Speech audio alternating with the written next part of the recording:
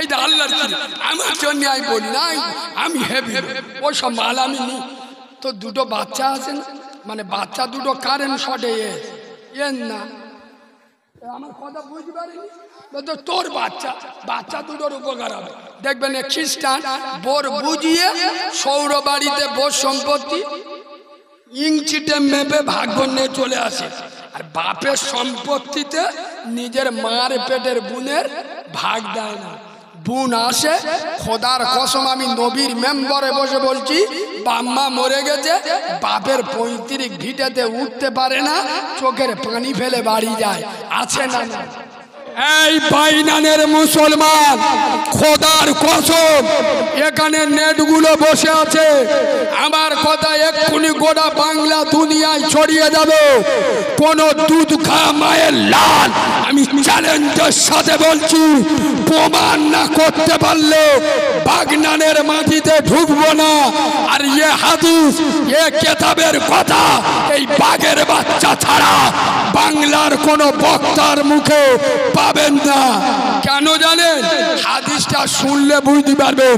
রাসূলুল্লাহ বলে যাচ্ছেন, যারা সুদ খায়, সুদখোর, আর যারা হারাম জুয়া খেলে, এরা দুজন যদি নামাজ পড়তে যাবার ইচ্ছা করে নামাজের জন্য, আচ্ছা নামাজ পড়তে গেলে একটা শর্ত, উজু করতে হবে। বিনা উজুই নামাজ হবে? উজু করতে হবে।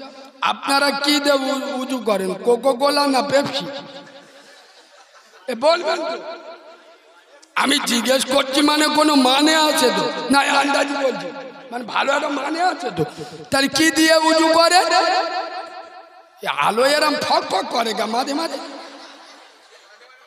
এবার 4টে বাজতে যায়, মাঝে মাঝে একটু ইঞ্জেকশন দেবো, মুরব্বীরা রাগ করুনি, জন ছাবাল্লা ওই জন্যই বসে আজ, বুঝতে পারেন? সোনার বাবাজি শোনেন, রাসূলুল্লাহ বলে যাচ্ছেন, সুদখোর আর জুয়াখোর যখন উজু করবে, পানি এরা যখন উজু করলো, কেতাবে এসছে এরা পানি দিয়ে উজু করলো না, খিনজির মানে শরীরের রক্ত দিয়ে উজু করলো। সুদখোর আর জুয়াখোর এরা কুল্লি করলো পানি দিয়ে নয়, শুয়োরের রক্ত দিয়ে কুল্লি করলো। এ বাইনানের মুসলমান, বুকে হাত দিয়ে বলো, বাংলার কোন বক্তা এ হাদিসটা আজও পর্যন্ত বলেছে? কথা বল কেন? এই ওয়াজ করলো গ্রামে 100-র মধ্যে 98টা বাড়িতে বন্দোলন গ্রুপলো কথা বলে না চলে। তাই এই হাদিস যদি বলি, এদের মুখটা এরা হয়ে যায়, কথা বলে না, সোতা রেগে যাবে, মেয়েরা চটে যাবে। ও মৌলভী সাহেবের দাউদ দিলি চাঁদা, খোদার কসম। এই বাবু, দুষ্টু লোকের, আপনি জ্ঞানী মানুষ, শোনেন ভাই, দুষ্টু লোকের মিষ্টি কথা, যেসব আলেমরা চিড়ে ভিজিয়ে কথা বলে তোমাদের ক্ষতি করে যাচ্ছে। আমার ভাষা হয়তো শুনতে তোমাদের খারাপ লাগছে, খোদার কসম, হকের আওয়াজ, সত্যের আওয়াজ তিতো হয় না, মিষ্টি হয়। আমার অনেক আলেম উলামা, আমার ওস্তাদ অনেকে বলে, কারিমুল্লাহ তুই একটু নরম ভাষায় বলতে পারি না, তুই একটু নরম ভাষায় মানুষের কোরআন হাদিস দিয়ে নরম ভাষায় বলবি। আমি বলেছিলাম, হুজুর আমার জীবনের 3টে সিগারেট শুনে নেন, আমার ভিতরে কিচ্ছু নেই, আমি চেষ্টা করি সময় মতো নামাজ পড়া, 2 বড়দের সম্মান করা, 3 আলেম উলামাদের পা জুতো মাথায় রাখা। খোদার কসম এই 3টে জিনিস আমি বলবো না আল্লাহর ওলি, আমি এই 3টে জিনিস খুব চেষ্টা করে চলি। আমি আপনাদের দুটো পায়ে ধরে বলে যাচ্ছি, খোদার কসম, আমি আমার ওস্তাদ হুজুরদের বলেছিলাম, হুজুর 5 জুতো আমার মাথায় থাক, তবে আমি যে মাদ্রাসায় পড়িনি তা নয়, আমি যে অ্যাকশনে ওয়াজ করি। অনেকজন বলে মারামারি করতে, মারামারি করতে, ও তো বাঁদরের বাচ্চা, জানে না এটা সুন্নতে রাসূল, এইরকম ওয়াজ করা সুন্নত। আরে রাসূলুল্লাহ যখন ওয়াজ করতেন ভাই মিষ্টি ওয়াজ করতেন না, খোদার কসম এমন এমন রাগান্বিত হয়ে যেতেন, রাসূলুল্লাহ উঠে দাঁড়িয়ে পড়তেন।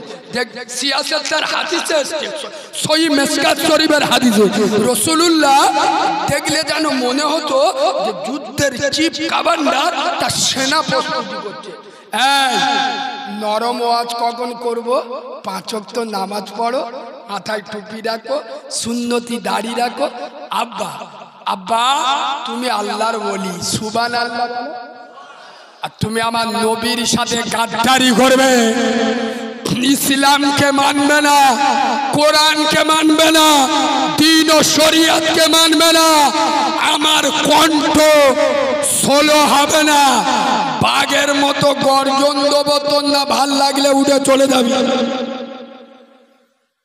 29টা রোজায় আমি নবীর মেম্বারে বসে বলছি, আপনার এই হাওড়া জেলায় আমার ফোন করে আমি বললাম না, আমি 1 মাস কথা বলে একদম অফ রেখেছিলাম। টোটাল রমজান মাস আমি কথা বলিনি, বাড়িতেও ফোনে লিখে লিখে কথা বলি, তো ইশারা ফোনে লিখে, খাতা কলমে লিখে। তা ঈদের দিনতে জলসা করব, তা আমি বলি হঠাৎ যদি কথা না বলি, আর হঠাৎ যদি 1 মাস কথা বলি, আর স্টেজে গিয়ে যদি কথা বলা শুরু করি, আর মাল যদি না বেরোয়,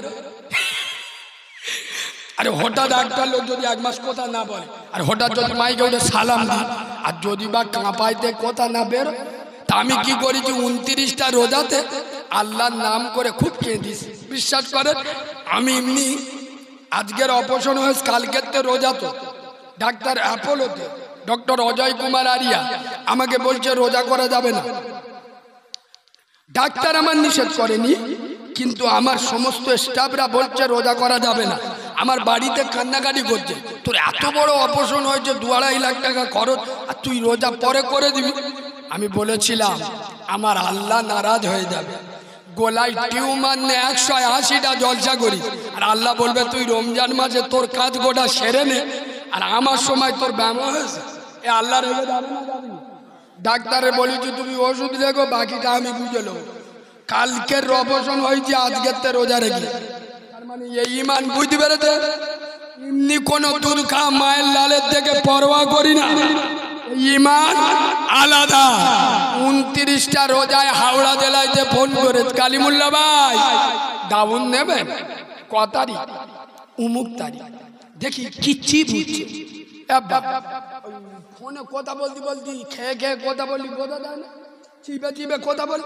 আরে বাবা কি খাচ্ছ? বাপ ভাত খাচ্ছ? বেলা তখন 3টে বাজে। বলে না গো হুজুর, ভাত তো 12টার সময় খেলি, তুই তো জিবরাইলের খালা তো ভাই রে, হ্যাপি হ্যাপি। এখন কি খাচ্ছি? বলতে যে একটু বিমল চিবুচ্ছি। ও মনে মনে করেছে এ অন্য অন্য মৌলবীদের মতো। আমি বলি বাঁদরের বাচ্চা, ফোনটা রাখ, তোর দাওয়াতে আমি পেচ্ছাপ করেছি, ফোন রাখ। মৌলবী আলাদা, তোর মতো বাঁদরের বাচ্চা। আল্লাহ রমজান মাস চলছে, আজকের শেষ দিন, আগামী বছর তুই বাঁচবি কিনা তার কোনো গ্যারান্টি কথা বলে না। আজকের শেষ রোজা, তুই খেয়ে খেয়ে আমার দাওয়াত দিচ্ছি, আর আমি তোর জলসায় গিয়ে ওয়াজ করে বলবো আল্লাহ ওর বাপের জান্নাত দাও। ফেরেশতা বলবে শালা হাত লাবা, তোরও ধুনবো তোর বাপকেও। খোদার কসম, আব্দুল্লাহর ব্যথা, নূরে মোহাম্মদ, মদিনার কামলিওয়ালা নবী। এ পিছনের ভাইরা আর একটু বলবো না, ছেড়ে দেবো? ও ভাই বলবো বলবো না রে, তাকবীর। না না, সত্যি বাইনানের লোকের ইমানি পাবার আস। আর আমি নবীর মেম্বারে আয় আব্বা, এই নেট চলছে, আল্লাহ শপথ করে বলছি, আমাদের দক্ষিণ উত্তরের যত আলেম ওলামা জিজ্ঞেস করবে, হাওড়া হুগলির লোকেদের আমরা সম্মান করি। আমরা অন্য জায়গায় দাউদ কেটে দিই, কিন্তু হাওড়া হুগলিতে আমরা জানি এরা হাজার যাই হোক, এরা আলেম ওলামাদের ভালোবাসে। ঠিক বলছি না ভুল বলছি? এদের আলেম ওলামাদের প্রতি একটা আলাদা টান আছে। এই নূপুর শর্মা যে সময় আমার নবীর বিরুদ্ধে ঢুকে কথা বলেছিল, গোটা বাংলার জমিনে হাওড়ার আন্দোলন আলাদা হয়েছিল না হয়নি? খোদার কসম আল্লাহ তোমাদের ওমরের মতো কবুল করে নিক। সুবহানাল্লাহ বলো। সেদিন আমার কলিজা 10 হাত হয়ে গেছে। কেন? হাওড়া জেলায় 100-র মধ্যে 90টা জলসা আমি করি। আমি সেদিন আল্লাহর কাছে দৃশ্য দেখে আলহামদুলিল্লাহ পড়েছিলাম, আল্লাহ তুমি হাওড়ার মুসলমানদের হেফাজত করো। আরে তোমাদের ইমানি বাবা তোমাদের দেখে ভারতের চাওয়ালা বুঝতে পারো, মুখটা একটু সরের মতো বেঁকে গেছে। কে? নরেন্দ্র মোদী। তোমাদের দেখে বলেছিল লুঙ্গি বাহিনী। হ্যাঁ না? এই হাওড়ার ঘটনা দেখে তার মানে কি ওমরের উত্তরসূরিদের ঈমান আছে না নাই? খোদার কসম তোমাদের ঈমানে পানি দিতে এসেছি। শোনো, রাসূলুল্লাহ জিহাদের ময়দানে দ্বীনকে কায়েম করার জন্য, ইসলামকে কায়েম করার জন্য, শরিয়াতের জন্য বেরোচ্ছেন। হাই হাই আয় আব্বা, একজন মহিলা কোলে করে 1.5 বছরের একটা বাচ্চা, 12 আর 6 18 মাসের বাচ্চা। আব্বা 1.5 বছরের বাচ্চা ভালো করে দুধ ছাড়ে? মায়ের দুধ ছাড়ে? 1.5 বছরের বাচ্চা কোলে করে নিয়ে রাস্তায় রাসূলের রাস্তা দিয়ে যাচ্ছে। আসসালাতু ওয়াসসালামু আলাইকা ইয়া রাসূলুল্লাহ। একবার সুবহানাল্লাহ বলো, একটু মিষ্টি করে সুবহানাল্লাহ বলো। ইয়া রাসূলুল্লাহ, ইয়া হাবিবাল্লাহ নবী। স্লিপ চেয়ে রাখতে পারে?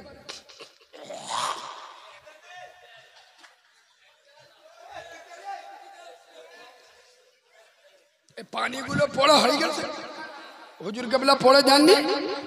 আলহামদুলিল্লাহ আলহামদুলিল্লাহ, ঠিক আছে, যার পানি নিয়ে যাবে। ইয়া রাসূলুল্লাহ, ইয়া হাবিবাল্লাহ নবী। দাঁড়ান, হুজুর দাঁড়িয়ে গেছে। ইয়া রাসূলুল্লাহ, আমার কি শুনি? আমার স্বামী ছিল জিহাদে শহীদ, আমার বাচ্চা ছিল বড় শহীদ, আমার ভাই ছিল শহীদ হয়ে গেছে। এখন আমার জীবনের একটাই লাঠি, আমার বেঁচে থাকা সম্পদ এই আমার 1.5 বছরের বাচ্চা। হুজুর এটা আপনি জিহাদে নিয়ে যান। খোদার কসম আমার মদিনাওয়ালা নবীর চোখতে পানি চলে এসছে। আমার মা, তোমার 1.5 বছরের বাচ্চা নিয়ে আমি জিহাদে যাব মা, আমি নিয়ে কি করব? ইয়া রাসূলুল্লাহ, আমার হয়তো টাকা নেই, পয়সা নেই, আমি মহিলা, আপনি নিষেধ করেছেন মেয়েদের জিহাদে যেতে। হুজুর আমি কি ইসলামের আন্দোলনে শামিল হব না? কোরআনের আন্দোলনে আমি মহিলা বলে আমি কি শামিল হব না? ও নবী, আমার দেওয়ার মতো কিচ্ছু নাই গো। আমার 1.5 বছরের 18 মাসের কলিজার টুকরা, নয়নের মণি, নয়নের পুতুলি, আমার 18 মাসের রক্তপিণ্ড, রক্ত জিগার আপনার হাতে তুলে দিলাম। আমারে বাচ্চা আপনার কোনো উপকারে আসবে না, তবে আপনার সোনার সাহাবারা কোরআনের জন্য যখন লড়াই করবে, ইসলামের জন্য তীর তলোয়ারি চালাবে, ও নবী কাফেররা তো বসে থাকবে না, ওরাও তো ইয়া রাসূলুল্লাহ, আমার বাচ্চাটা তো ঢালের কাজ করবে। আল্লাহু আকবার বলো না, আর একবার আল্লাহু আকবার বলো না। ও নবী, কোরআনের জন্য আমার 18 মাসের কলিজার টুকরা, আমার দুধের বাচ্চা, তার কলিজা ফেটে যাবে। আমি মা গাছ বেঁচে আছি, ফল হবে, আমার নবী চলে গেলে নবী পাবো না।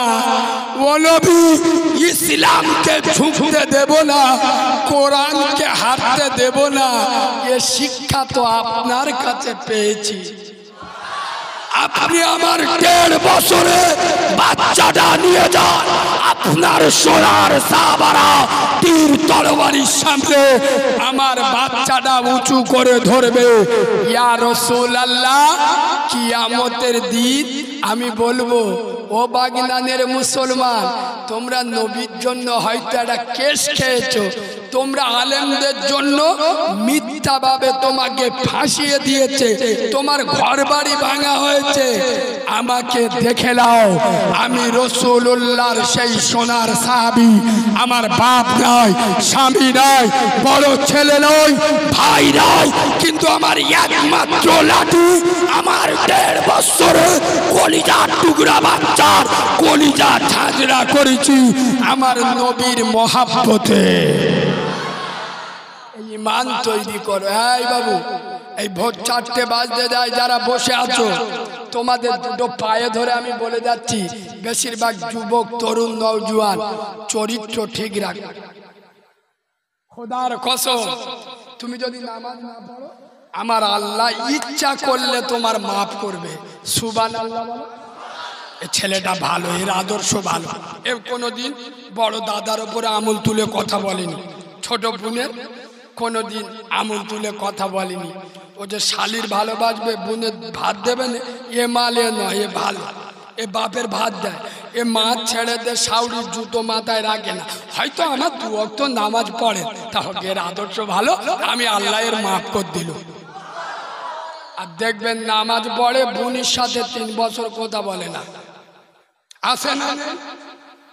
খ্রিস্টান রাত্রির বেলা বোর বলতে কানে কানে, এই দেখ তোর বাপের বাড়ি উলুবেড়িয়া, তোর বাপ তো, তুই বল 2 বিঘে জায়গা রেখে গেছে, তুই তো বাপের, তোর তো অধিকার আছে, তুই তো পাবি, তা তুই ছাড় দিবি কা বল? এই আল্লাহর আমার জন্য আমি বলি না, আমি হেভি, ওই সব মাল আমি নি।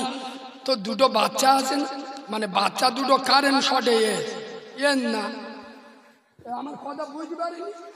তোর বাচ্চা 2টোর উপকার হবে। দেখবেন খ্রিস্টান বোর বুঝিয়ে সৌর বাড়িতে বোর সম্পত্তি ইঞ্চিটে মেপে ভাগ্য নিয়ে চলে আসে, আর বাপের সম্পত্তিতে নিজের মার পেটের বোনের ভাগ দেয় না। বোন আসে, খোদার কসম আমি নবীর মেম্বরে বসে বলছি, বাম্মা মরে গেছে, বাপের 35 ভিটেতে উঠতে পারে না, চোখের পানি ফেলে বাড়ি যায়, আছে না? তুই নামাজ পড়লে তোর নামাজ কবুল হবে, রোজা করলে রোজায়। যুবক ছেলেরা, খোদার কসম আমি নবীর মেম্বরে বসে বলে যাচ্ছি, আমার নবী 40 বছর বয়সে নবুয়ত পেয়েছে। ঠিক বলছি না ভুল বলছি? আচ্ছা, নবীকে ওই যে আল আমিন আরবিতে বলে, মানে সত্যবাদী, আসাদী মানে বিশ্বাসী। কারা বলেছিল? আবু বকর, ফাতেমা, আয়েশা। খোদার কসম আবু জেহেলের মতো কাফেরেরা নবীকে বলেছিল, মক্কার যত মানুষ নিজের বোর কাছে টাকা রাখতো, জানে পৃথিবীর সবথেকে নিরাপদ ব্যাংকে আমিনার বেটা। সুবহানাল্লাহ বলো। ওরা বউকে বিশ্বাস করতো না, মাকে বিশ্বাস করতো না, আমার নবীকে বিশ্বাস করতো যে সূর্য পশ্চিম দিক থেকে উঠতে পারে, কিন্তু আমার রসুলের কাছে টাকা রাখলে, আব্দুল্লাহর বেটার কাছে রাখলে এ আমানতের খিয়ানত হবে। তাই তো নবী জানের জ্বালায়, কাফেরদের অত্যাচারে মক্কা ছেড়ে নবী পালাচ্ছেন, হিজরত করছেন। হিজরতের রাতে আলীকে ডেকে প্রথম যে ভাষাটা বলছে, আলী এই শোনো, নবী বলেনি আলী আমি চল যাচ্ছি, তুমি সাবধানে থেকো, নবী বলে আলী মক্কার ওই জলিল 200 টাকা রেখে দে আমার কাছে, 200 টাকা, ওই ছাত্তার 500 টাকা রেখে দে, ওই করিমের নাতি 2টো সোনা রেখে দে, এগুলো সকাল হলি ঠিক ঠিক জায়গায় পৌঁছে দেবে। সুবহানাল্লাহ বলো না। এই হলো আমার বিশ্ব নবী। এই যুবক ছেলেরা, চরিত্র হারিয়ে গেলে খোদার কসম আর চরিত্র ফিরে পাবে না। তোমার মুখের দ্বারায়, তোমার হাতের দ্বারায়, তোমার চলাফেরার দ্বারায় কারোর মনে কষ্ট দিও না। আজকের গোটা বাংলা কারিমুল্লাহ চেনে না, চেনে না। আমি যখন গাড়ি নিয়ে যাই, বিশ্বাস করবেন না, শুধু 2টো চোখ দেখা যাচ্ছে, এইটুকুই বাচ্চা জলসায় ঢুকছে, 4-5 বছর বয়স, বলে চোখ বুলু করা হুজুর যাচ্ছে। নিয়ম মেয়েরা সে কারিমুল্লাহ দিয়া দিয়ে যাচ্ছে, বয়স্ক মেয়ে যে সে কারিমুল্লাহ বাবু না, এটা আল্লাহর কুদরত, কথা বলে না। খোদার কসম 2টো পায়ে ধরে বলছে, এটা আমার বুজুর্গিয়াত নয়, আমি আল্লাহর নামে শপথ করে বলছি, আমার দাইমা সেদিন আমার বলছিল, এ দাইমা বলে বাচ্চা হলে যারা ধরে, আমার দাইমা বলছে তুই যখন হলি তোর মার খাটুয়াই তুললাম, মানে আমার মায়ের পরিস্থিতি এত খারাপ, আমার মায়ের ফুল পড়েনি, আমার মা খেটুয়াই শুয়ে আল্লাহকে বলতেছে, আল্লাহ আমি দুনিয়া অনেক দেখেলিস, আমার এই বাচ্চা আমি জানি না মরবে কি বাঁচবে, কিন্তু আল্লাহ আমি ওর মা বলছি, আল্লাহ আমার জীবনের বিনিময়ে ওকে তুই বাঁচিয়ে রাখিস। খোদার কসম আমার মায়ের দোয়া আমার সাথে আছে। আমি তার মুখ হয়তো জীবনে দেখিনি, তার স্তনের দুধ খাইনি। এই বাইনানের যুবক ছেলেরা, তোরা তোদের মাকে কষ্ট দিস না। খোদার কসম আমি নবীর মেম্বারে বসে বলছি, কারোর স্ত্রী যদি বলে হাজারো প্রেমিকা হাজারো স্ত্রী জুতোর নিচেই রেখে দিবি, মাকে মাথায় রাখবি। কারোর স্ত্রী যদি বলে মাকে বেছে নাও নইলে আমাকে বেছে নাও, আগো অধিকাংশ বাড়িতে এখন মহিলারা বে করে এসে এক সংসারে থাকতে চায়। আরে কথা বলে না, মানে কি বে করেছে এড়ে গরুটা ওর সম্পূর্ণ হয়ে গেছে, ও মার বেটা আর নয়, ও এর হয়ে গেছে।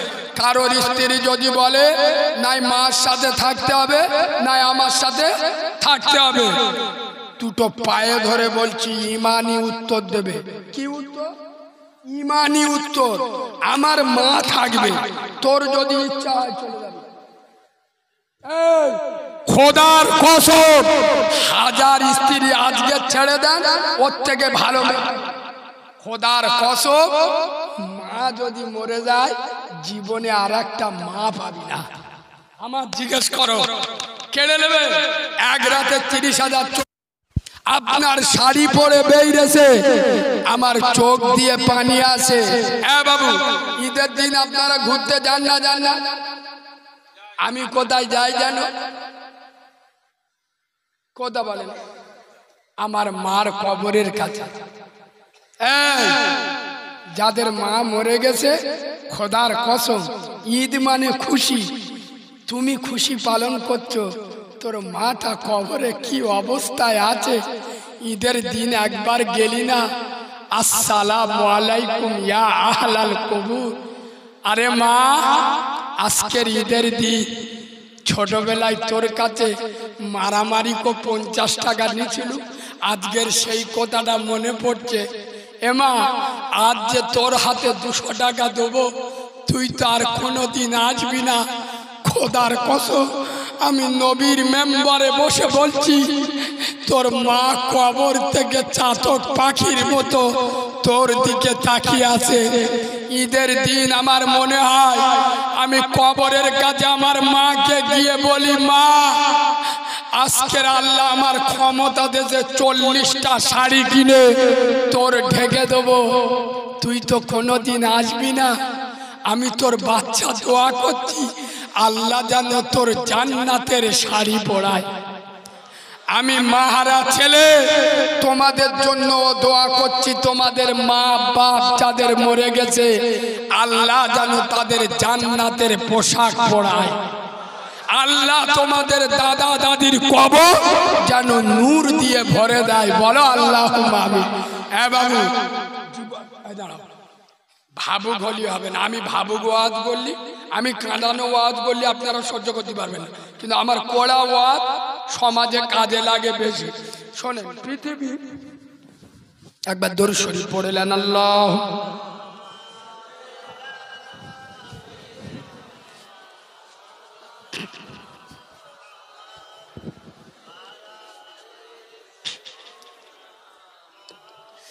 আচ্ছা পৃথিবী, আপনারা এতদিন ওয়াজ শুনছেন তো, আমি একটা পরীক্ষা নিই।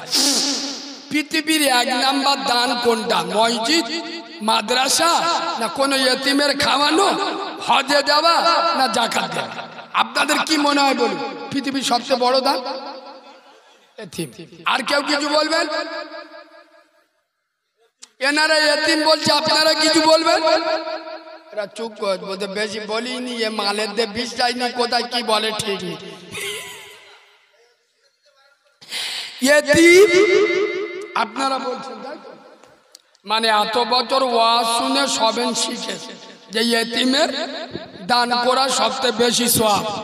খোদার কসম আমার কথাটা নোট করে নাও, আমি নবীর মেম্বারে বসে বলে যাচ্ছি, আয় আব্বা দিকে দেখাও, নবীর মেম্বারে বসে বলে যাচ্ছি মসজিদে দান করবেন কিয়ামত পর্যন্ত সওয়াব পাবেন। সুবহানাল্লাহ বলুন। এটা হলো সদকায়ে জারিয়া। মাদ্রাসায় দান করবেন কিয়ামত পর্যন্ত পাবেন। খোদার কসম আল্লাহর নামের শপথ করে বলছি, পৃথিবীর 1 নাম্বার দান মসজিদের থেকে দামি দান, মাদ্রাসা থেকেও দামি দান, ইয়েতিমের দেওয়া থেকেও দামি দান তোর বাপ মায়ের হাতে টাকা দেওয়া।